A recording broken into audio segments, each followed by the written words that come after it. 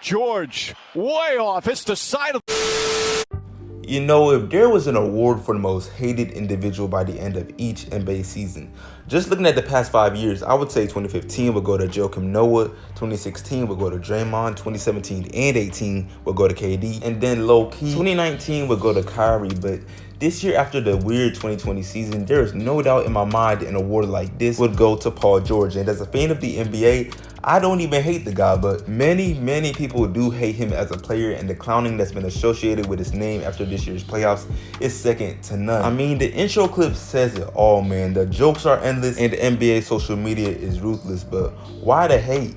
Is the question you may be asking yourself, because this is a guy several people had in their top 10 NBA player list just one season ago, and he received so much love while balling out on the Indiana Pacers, which is just 3 seasons ago. But I guess it's not that hard to forget all of his accomplishments after probably his worst playoff run ever since being a top 2 option on a team.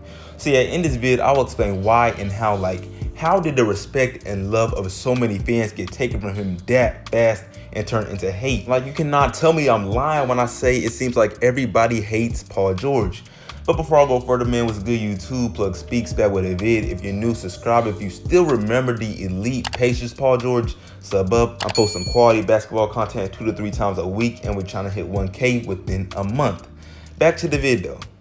Alright, so the Paul George hate seems to have come in so fast this past season, but it's really been a build-up, and to really get a grasp on how much fan love Paul George has really lost, I gotta go way back and cover his past just a little bit.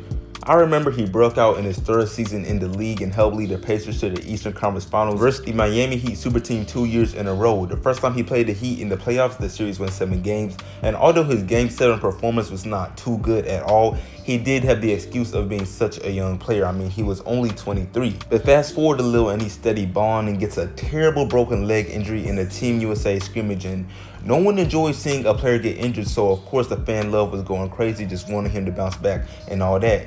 And he really does bounce back, as in the 2015-16 season, he plays all but 1 game with great averages for someone coming right off a broken leg injury. But then the 2017 playoffs roll around and he loses to a LeBron-led Cavs team in a sweep. And the first reason for fans to hate on him makes itself known, because in game 1 of the series where they lost by 1 point and CJ Miles misses the game winner, in a post-game interview, Paul George says, "I gotta take the last shot in that situation." So I gave it up, to soften him up and try to get it back. I talked to CJ about it. Situations like that, I got to get the last shot.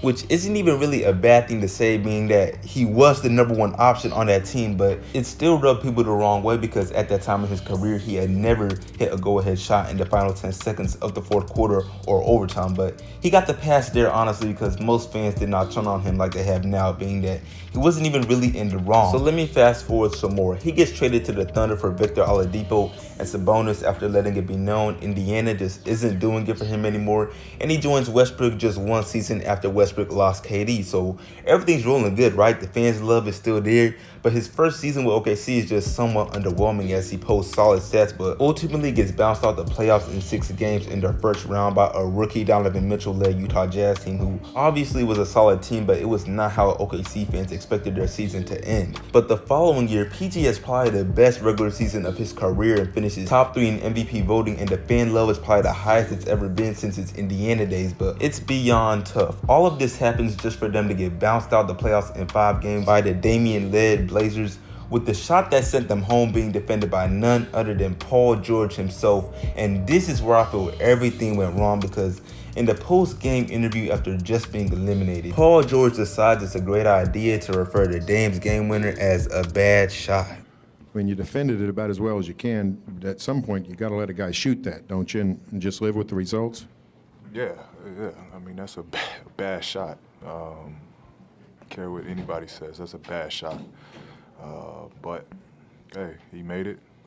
Which, whether you agree it's a bad shot or not, PG shouldn't have said this, and these words stated just 1 season ago would end up being probably the main building point for all the Paul George slander, because as I said earlier, this video is highlighting how Paul George became the most hated NBA player, and it's really as simple as this. The guy talked too much with too little to show for it. Now, after being eliminated in embarrassing fashion, PG really spent the offseason trying to get healthy because all throughout his time with the Thunder, he had reoccurring issues with his shoulder. I just didn't mention it before because it really hadn't been too major, although it would cost him to start the next season late. But yeah, speaking of that 2019 offseason, one of the more fun offseasons in recent NBA history, he joined Kawhi on the Clippers off a huge trade involving basically the entire Clippers future in terms of draft picks and Shai Gilgeous-Alexander along with Danilo Gallinari. I mean, the Clippers went all in on securing PG, and it just goes to show you how much value he had at the time because, like I said, it's easy to forget, but this was right after the season he finished top 3 in MVP voting.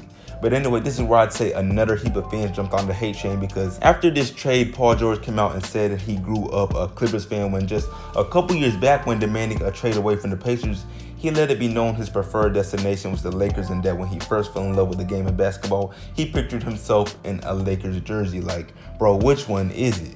But yeah, this brings us to the current wild NBA season, and all year long there was hooting and hollering about the Clippers from the media and the players themselves. I mean, we seen how happy PG was to get on this team, and on paper most of us can agree they looked like the best the league had to offer, except we did not take playoff P into consideration. But yeah, going on, this season was just a mess for PG and the Clippers after they got into the bubble, and it all stems from him just talking way too much.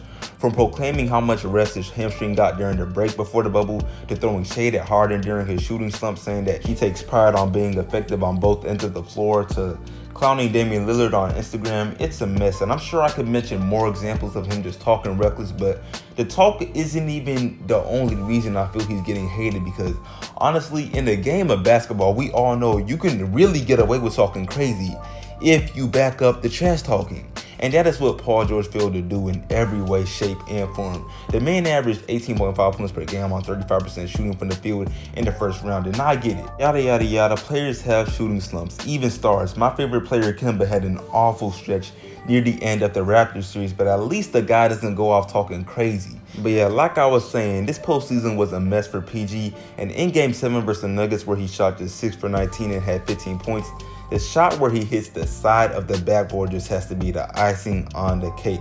But even before the Nuggets series, the guy did speak on how he was facing mental issues and had checked out mentally. And I've never been the type to clown mental issues, so that's real. But again, the timing was just terrible. Social media is ruthless, and several people seen it as a method of PG escaping slander. And again, this is not how I feel about it. I'm just letting you all know why the guy is just so hated going into the 2021 NBA season. Moving on though, there's all this dissing going on with Paul George to the point where it's pretty justified to feel he's being over-hated. I mean, at least he has not said anything despite his opponent of the Denver Nuggets after losing like he did last year to the Blazers in the playoffs. But honestly, the only thing PG can do to get rid of all this hate, well actually there's two things. The better option is to just go crazy next season. And I know we're gonna have to wait until the playoffs because I mean we've all seen the guy average 28 in the regular season already. So whatever his regular season numbers are, just thinking about how bad he played in the bubble will likely cause no one to give him his credit. But of course, unless another player could take the trophy of being most hated, you never know. I mean, hey now, Marcus Morris is not that far off, always trying to start a fight with somebody. But yeah, that's it for me, man. I appreciate y'all watching. Make sure to like the sub if new, share it, all of that, and I'm out.